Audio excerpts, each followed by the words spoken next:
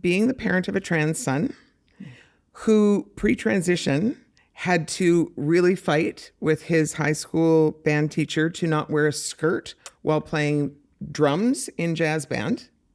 Like, had to fight it more than once. I really so deeply appreciated the clear ease of acceptance present in your, this makes me teary actually to talk about this, about where different kids were on their own journeys, are on their own journeys, and not needing them to fit into a preconceived box within the choir in order to participate. Yeah. There's no cost of entry that way. No. I mean, I'm an incredibly transparent person, as I mentioned, and I think I in that way I also model vulnerability, and that for me to model vulnerability makes it okay for them to be vulnerable as well, and the culture carries from year to year because we have younger singers learning from the older singers about what it is to be an artist, what it is to be an artist that's inclusive, what it is to be vulnerable, how that's also a strength, and all those lessons are kind of passed along. I can't take credit for the culture as much as I'd like to. It's a lot to do with the kids. Yeah. Welcome to the Vocal Lab. I'm Sarah Ramsey, and this show aims to pull back the curtain on the entertainment industry, where veterans give up-and-coming artists some of the information they wish they'd had when they were just starting out. Sort of a music industry primer, if you will. Welcome to the Vocal Lab. I am so happy to have with me today Carrie Tennant. Carrie stands at the forefront of youth choral music as the founder and artistic director of the Vancouver Youth Choir. Over the past decade, her leadership has grown the choir to nearly 500 members, making it one of Canada's most prominent youth choirs. Carrie's innovative spirit has led the choir to international acclaim, including appearances at the World Symposium of Choral Music in Istanbul and a notable performance at New York City's Carnegie Hall. With a 20-year tenure nurturing young talent, Carrie's contributions to choral music have consistently been recognized with prestigious awards, such as the National Choral Competition's first place and the YWCA Women of Distinction Award for Arts and Culture. Carrie also actively shapes the global choral scene as an affiliate conductor with the Vancouver Chamber Choir and as an editor for choral music series that amplify diverse Canadian voices. Her previous musical ventures include recording and performing with the indie pop group The Saltines alongside her husband. And today, in addition to her extensive conducting and teaching, Carrie is a proud mother of two. Thank you for joining me today, Carrie. My pleasure. My goodness, that bio, can I use that bio? 100%. It's a lot better than mine. I'm telling you, me and ChatGPT, we had a late night date last night. That's fantastic. So do you want to tell us your story briefly for those who are maybe meeting you for the first time today? A little bit about how you got where you are today? Yeah, absolutely. Well, I grew up in the North Shore, and I did my undergrad in music at UVic, and I was a clarinet player in the instrument side, but I loved singing in choirs. Yeah. And, when you're a kid in high school, you follow the teachers that inspire you. And I loved choral music and I loved playing the clarinet, but I had a band teacher that was particularly inspiring and motivating. Yeah. So then I thought I loved the clarinet. I thought I loved the world of concert band. Yeah. I went off to UVic. I went to music school. It's a great program there, but I realized what I really loved was choral singing and making music vocally in community. And so I started to kind of turn my attention there.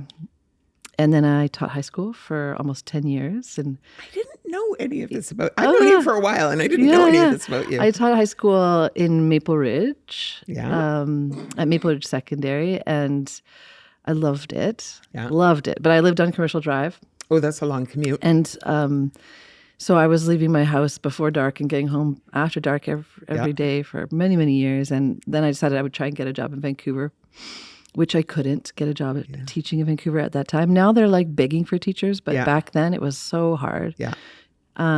So then I did a master's degree, and then out of that master's degree came VYC, and that's a story. I don't know if we have time to share that how that happened, but I had been working at Coastal Sound, which is in the Tri-Cities, a fantastic choral organization, and I was the associate artistic director. I loved it, but I dreamed of having my own choral organization in Vancouver, where I lived in my community. And so when I did my grad recital as a master's student, my mentor, who was Diane Loomer, I have many fantastic mentors, but she was one that was really important to me. She and her husband came to my grad recital, and then the next morning I had an email in my inbox that said, "Will you come for brunch with my husband and I, and will you bring Scott, my husband?" Yes. I was like, oh my goodness, what's happening? So we went there, and they sat us down, and they said, they loved my grad recital, and we're really excited by the kind of music that I make, which I think really resonated. We had a lot in common in terms of how we made music, and they said, we want to support whatever is next for you. What is next for you? Tell us. And so that's kind of how the genesis of UIC, because I would have never had the guts to start my own organization financially, work like everything, you know. It's a big undertaking. Massive undertaking without that support. And then Diane passed away shortly after that. So Dick, her widow, and I started VYC together, and he helped me form the board, and they gave me the seed money to start, to find a logo, to get the lawyer to make our nonprofit status, all of that stuff. It's due to that incredible group of people that kind of rallied around me. A lot of them in Encore, which is a choir in Vancouver as well. Anyways, and that's how I started VYC, was just through the goodwill of people that I cared about. I think that's pretty amazing, and a testament to how brightly your light shone, that they saw that in you. And I mean, I knew Dick and Diane for a number of years as well, through my parents, and I sang in Electra with Diane and the fact that they saw that in you, and to the point that they said, no, you come here, we're going to help you get to the next step. I mean, they were fabulous people and fabulous mentors anyway, but I think that that's a testament to who you are and what you bring to the table, and they saw that. So. Yeah. Well, I'm very grateful, that's for sure. Yeah. You have created a program with VYC, which I can't now remember whether we've actually said what that stands for, but it's Vancouver Youth Choir. Right. That serves, I think, an absolutely vital purpose in the music world. You've created a place for kids and young people to explore and learn choral music in an incredibly supportive and accepting environment. And I know this from close proximity because my own daughter sang in VYC. And so I know, from her experience coming up through the VYC network of choirs. She sang in a couple of them over the years. So not only have you created an environment where young people feel safe to explore their creativity and artistic musical selves, but it's underscored with a real acceptance of who they are as people. And you've managed to establish that environment and create this sort of tiered set of choirs where kids can learn at the level that serves them best. Right from VYC Tiny now, right through to VYC Voices, and culminating in the excellence of what is now the flagship choir, which is, do you just call it VYC? We do, Vancouver Youth Choir, So do you want to talk us through what the different ensembles are within the organization of the choir and how they've grown since the organization's inception? Yeah. I hope this is interesting to people, but we started VYC with 30 singers in the oldest group. So that's VYC, Yeah. Vancouver Youth Choir, and they're age 15 to 24. Which is the opposite of most youth and children's choirs organizations. They start with the younger ones, and then the younger ones get older, so they add another one. But we did the opposite. We started with the oldest, and we built down as their siblings were like, we want to sing too. Yeah. We want to sing, and parents were coming to us. So, yeah, now we have, I don't remember, I think it's 8. I have to count though. We have VYC Tiny, which is VYC Tiny 1, which is kindergarten and grade 1. Yeah. Then we have VYC Tiny 2, which we're going to call Toonies. But I got voted down. I would have voted with you. But and that is grade 2 and 3. And then we have VYC Kids, which they overlap all of them because we're trying to find the choir that's right for everybody, and they're not all. Kids are all at different stages. So VYC Kids is grade 3 to 6. VYC Treble is a new ensemble that's grade 6 to 9. VYC Junior is grade 8 to 11. Sorry. Yeah. And then from there we have 2 ensembles. So over and over again in our development as an organization, we come up against these 2 pillars that I hold very sacred. And one is being an inclusive and welcoming community. And the other is I freaking love being great artists. Yeah. And putting on incredible artistic experiences for these kids, and how sometimes those things come into conflict. Yes. It's like, and so how do we create space for everybody and serve all of those needs and still achieve a beautiful artistry? Yeah. So what we were finding was that we were shaped like an upside down pyramid where we had this huge bubble of kids at the top, and we were still growing the lower levels. We didn't have space for the kids in the Vancouver Youth Choir. So, so now we have two ensembles for the exact same age. One is VYC Voices, and that's age 15 to 24. One is VYC, age 15 to 24. VYC is like, we describe it as a lifestyle. It's like, well, you were a parent. It's like there's multiple performances. They're touring. They're rehearsing intensively. They have weekly sectionals as well. It's a big part of their identity, and they love it and are very passionate about investing most of their time and energy in this. And they sing at a really, really high level. And we have VYC Voices, who also sing at a very high level, but that choir is more what we describe as a joyful spot in their week. It's not their everything. It's not, so they still have the space to do other extracurricular like they're on activities. They're like the starting center at their high school basketball team, and they're, but they still want to sing at a high level. That choir sits at around 115 right now and is growing, and VYC is capped hard right now at 72, and I'm trying to get it back down. But yeah, so those are the kinds of ways we're navigating that kind of inclusive and high level of artistry. And I love that. And like when my daughter sang in it, you didn't have some of those pieces existed, but not all of them yet.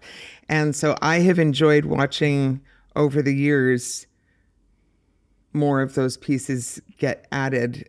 And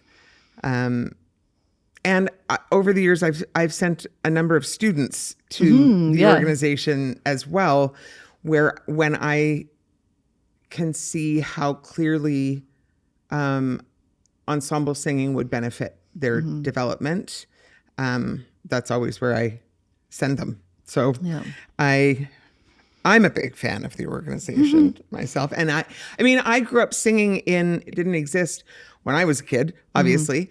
But I grew up singing I grew up in the Bach Kids Choir and came through that organization. I didn't join until I was in high school, so I wasn't in the like young versions of it, but I did the regular one and then the performance choir. And then I went back and did Sarah Band, and I sang in the adult choir for a while. I'm waiting for you to start an adult choir. I'm working on it. You have also created a structure within VYC that develops leadership skills in the kids, and that's primarily through the mentorship program that you have set up, right? Yeah, we have a couple of leadership programs now. Do you want to talk about those? So our mentorship program is it's in all of our choirs except for Voices and Senior, the 2 oldest ones. And so singers in an older choir will participate as mentors in the younger choir. So there'll be two senior sopranos who are mentors in VYC Kids, for example. And they're at every rehearsal. They act as vocal models. They're helping pull out small groups. They're doing solo coaching. They're running sectional rehearsals. And helping with like kind of the mechanics as well of and learning about the admin side. And that happens through the whole structure. So we have VYC Kids who are mentors and leaders in VYC Tiny, and VYC Treble are working in VYC Kids, and they're so essential to the success of the program. And then we also have our section leader program, which starts in sometimes VYC Junior, but VYC Voices and VYC Senior, and that in the senior program specifically has really grown in the last few years to the point where they perform solo gigs fairly frequently. They sang live on CPC radio at Christmas, but just my section leader team, they perform at every show on their own now, and they run sectional rehearsals once a week on their own. So I give them like a rehearsal, like this is what I want you to tackle. You have half an hour, and they have their night with their section on Zoom, and they rehearse with them, and that's, I think, really developed some of their abilities to lead and abilities to really listen and pick apart what needs to be fixed and stuff like that. And then we also have culture committees in our choirs where they're in charge of the soul and the heart of their community and everything from, we have somebody with a death in the family, and how are we going to help lift them up? How are we going to help them? To planning a Christmas formal event and or coming to me and saying, there's some unrest about XYZ, and me being like, oh, thank you for telling me, let's figure out how to fix that. So those are kind of our three leadership programs. I love that on so many levels because, you're developing their leadership skills. You're also developing their like musical leadership skills. And you have to tell me the terminology you used again, but the last one that you talked about. Culture committee, The culture committee. People talk a lot about like company culture in a work setting. It is absolutely as applicable within this kind of an organization, although it's not a work setting for the kids.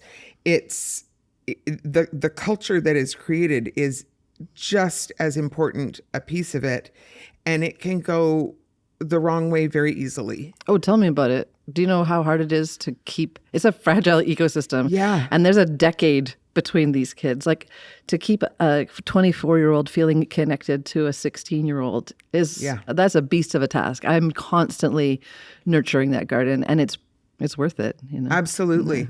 Well, and I know I've certainly had experiences, and I've watched my children have experiences in group arts settings where whether it was from other members or from like leadership down, where it became much more of a toxic culture than a positive culture, and it made them stop wanting to participate.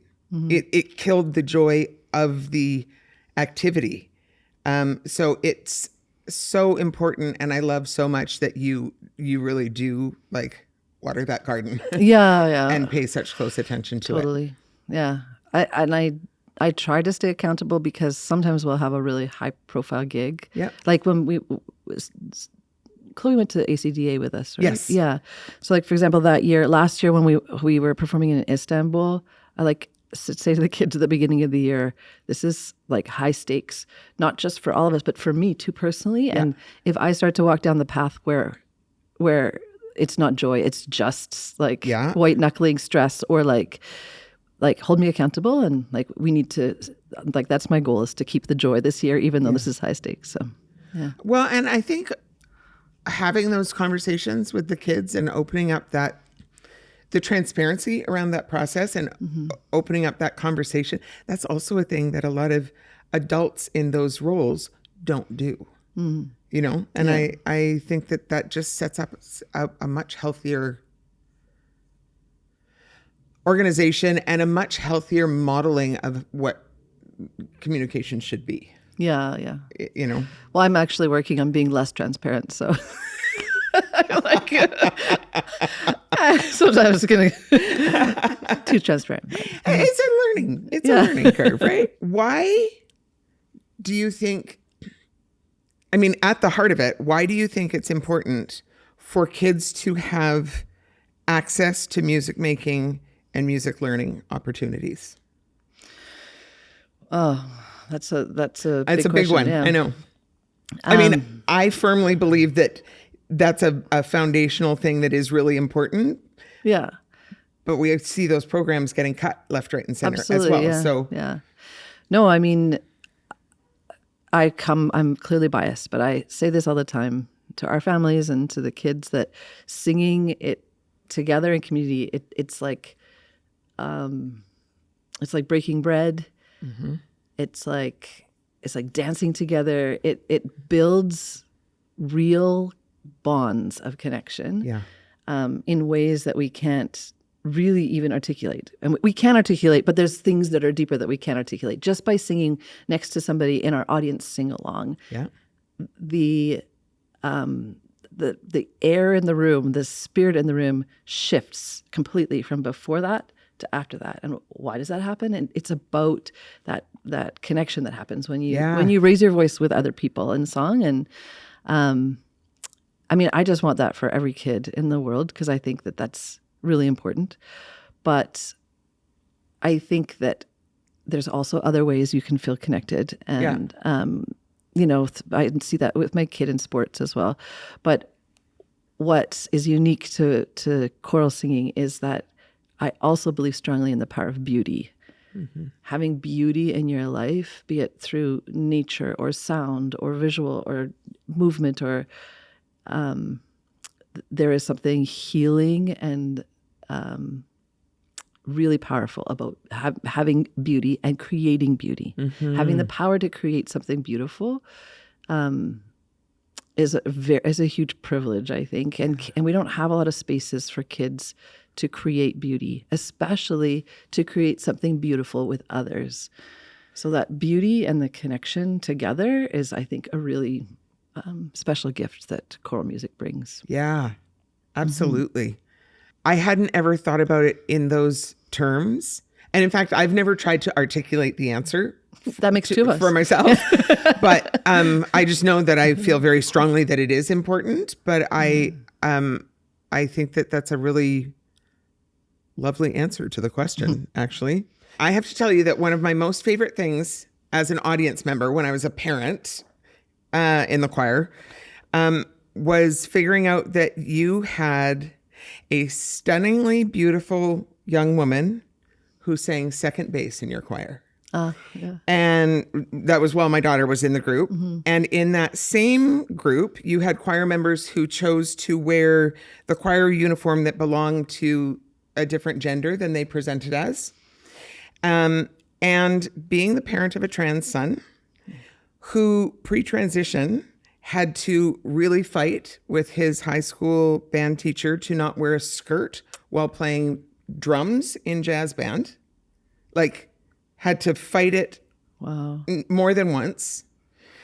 I really so deeply appreciated the clear ease of acceptance present in your, this makes me teary actually to talk about this, about where different kids were on their own journeys, are on their own journeys, and not needing them to fit into a preconceived box within the choir in order to participate. Yeah. There's no cost of entry that way. No. And so do you want to talk about how you've established and nurtured a culture of safety and acceptance within the VYC organization for youth from different socioeconomic backgrounds, different cultural backgrounds, and different sexual and gender identities and journeys?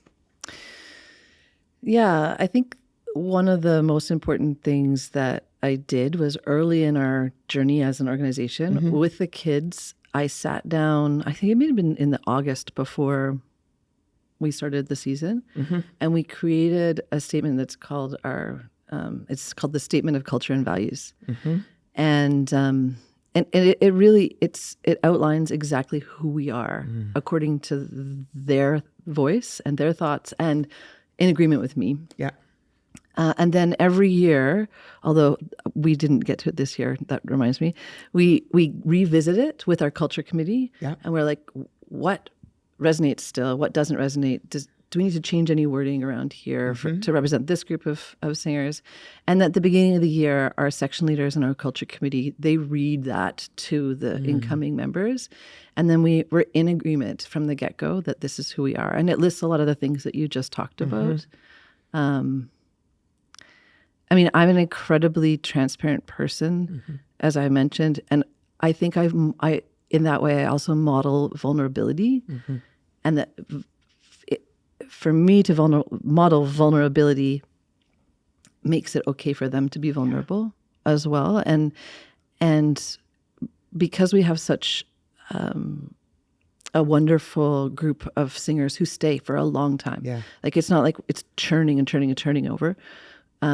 The culture carries from year to year because we have younger singers learning from the older singers about what it is to be an artist, what it is to be an artist that's inclusive, what it is to be vulnerable, how that's also a strength, and all those lessons are kind of passed along. I can't take credit for the culture as much as I'd like to. It's a lot to do with the kids. Yeah. But I do think that I understand that it has a lot to do with the kids, but it has to start from the top down. I think in an organization, especially one that has become as big as VYC has, if there is a different level of acceptance or a narrower level of acceptance that starts at the top, I know there's all sorts of holes in the trickle-down economics theory, but I think it does apply there where organizationally there are some fundamental things that do trickle down from the top. So so my best guess is that it's a partnership. Of course. Yeah. And I also, I love that we, even though we're massive and this is a massive endeavor, we make sure the kids are in the same room for at least one show a year. So those 5-year-olds are seeing the older kids and the older kids are supporting the younger kids. I think that's something that not a lot of choirs do. Once they get past a certain number. We just need a couple more venues in this city. If anybody's listening. Because your whole family of choirs fits in the Orpheum and what else? The Chan barely. Yeah. And that's it, right? That's it. Yeah. I mean, for everybody all at once. We could also fit in the Queenie, but it's not great for singing. Yeah. Sorry. I know that you've potentially just spoken to this, but I don't know anything about the official mission statement of the Vancouver Youth Choir. However, knowing how much of a priority making choral music accessible to everyone is by looking at your programs, I would hazard a guess that there's a central theme in the mission and vision statement of VYC that has to do with accessibility. You have several super cool programs that I'd like to touch on. First and foremost, let's talk about how you make participating as a singer accessible to those who can't necessarily afford participation. That isn't a barrier. And I can speak to the difference that makes to your VYC singer subsidy program. That's what it's called now, right? Yeah.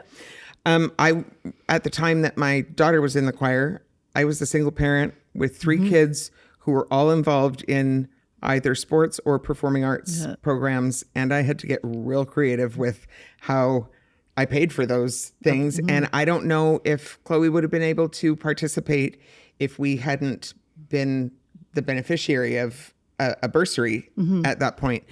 And so I know personally what a difference it makes to creating access. And I know that I was looking at the website, and you now have 1 in 5 singers on the bursary program. 1 in 5 singers. It's grown astronomically since COVID. Yeah. I mean, our membership has grown, but the percentage of singers as well. So we've had to get really creative about how we fund that need because there's so much growth in the need. Yeah. So we're trying to source foundations and individual donors who are really passionate about giving access to the arts. Yeah. We have a very diverse membership at VYC. We're not one of the reasons I wanted to start this organization was when I was a kid, I couldn't afford to be in the Bach choir. You know, it wasn't something on the table for me, and I wanted to make sure that we weren't just a choir for West Side kids. Yeah. And so we now have an East Side venue and a kind of West Central venue, and then keeping the tuition as low as possible.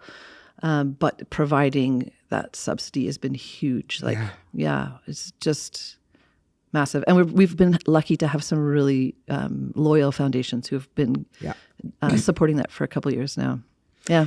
And I'm going to be the one to go ahead and say, if any of our listeners would like to support VYC with either a one-time donation or planned giving amount on a regular basis, you can visit the website, which is vancouveryouthchoir.com/donate. And you can set up a donation through the website. It's super straightforward. Yeah. So, thank you. Yeah. Thank you. Thanks for joining us today. So that was actually just part 1 of our interview. And I would love it if you come back on Thursday to check out the second part of our interview. There's so much more juicy goodness. I can't wait for you to check it out.